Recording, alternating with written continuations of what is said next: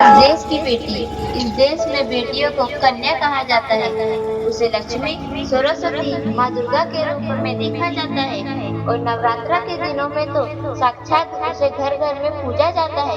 फिर क्या हो गया कि आज वह अपने अस्तित्व की लड़ाई लड़ रही है। वह अपने जीवन की भीख मांग रही है। अरे, बेटी तो हर घर की शान है, उसी से घर में रोशनी है।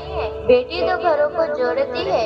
तो आइए, बेटियों के सम्मान में हम एक नाटक प्रस्तुत करने जा रहे हैं। इसका शीर्षक है बेटी बचाओ बेटी पढ़ाओ।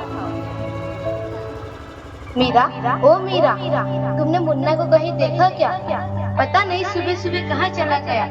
अभी उसने कुछ खाया भी नहीं, दूध भी नहीं पिया और स्कूल जाने की तैयारी भी तो करनी है। नहीं माँ, मैंने तो मुन्ना को नहीं देखा। मैं तो सुबह से बर्तन ही धो रही हूँ। माँ, मुझे भी स्कूल जाना है। मुझे पढ़ना लिखना बहुत अच्छा लगता है। मेरा भी दाखिला स्कूल में करा दो ना माँ। ए छोरी, बड़ी आई स्कूल जाने वाली, घर के काम कर अच्छे से सीख ले। आगे चलकर यही तेरे काम आने वाले। पढ़ लिख कर कौन सा तुझको कलेक्टर बनना है? जल्दी जल्दी बर्तन साफ कर। माँ जी, मीरा को भी स्कूल में दाखिला दिला दीजिए ना। उसे भी पढ़ना लिखना जरूरी है। तू चुप कर। पढ़ना लिखना ये तो केवल लड़कों का काम है। उन्हें आगे चलकर घर गृहस्थी की जिम्मेदारी संभालनी होती है।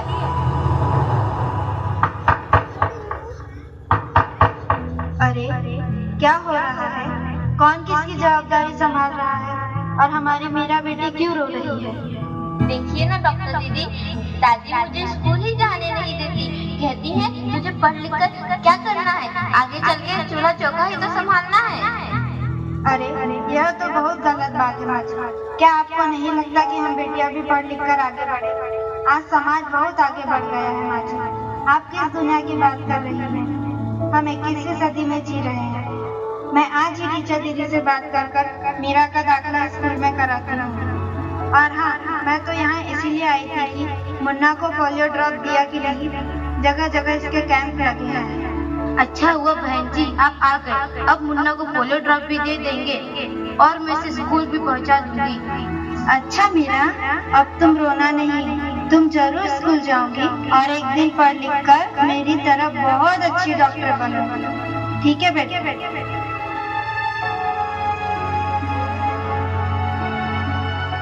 बहू, जरा एक गिलास पानी तो लाना। अभी लाई बाबूजी।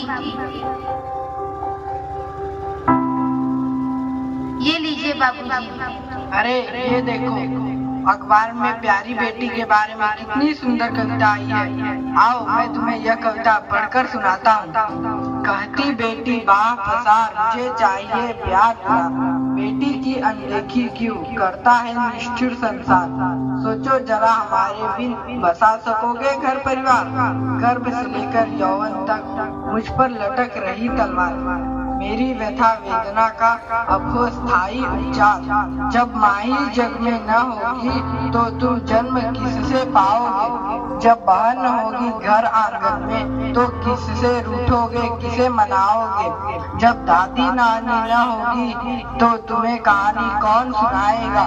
जब कोई स्वप्न सुंदरी ही न होगी तो तुम किससे ब्याह रचाओगे। जब घर में बेटी ही न होगी तो तुम किस पर लाड लुटाओगे। जिस दुनिया में स्त्री ही न होगी उस दुनिया में कैसे रह पाओगे। जब तेरे घर में बहू ही न होगी तो कैसे वंश आगे बढ़ाओगे।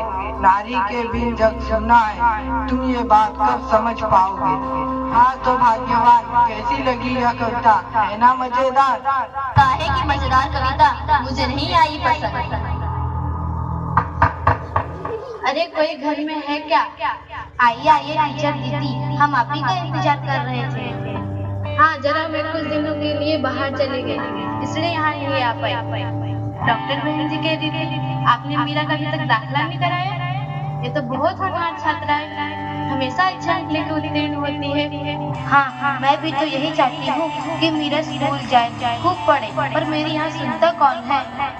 हाँ, खूब पढ़ाओ लड़की को और बाहर भेजो। जब कुछ गलत सलत हो जाएगा ना तो मुंह छुपाने की भी जगह नहीं मिलेगी।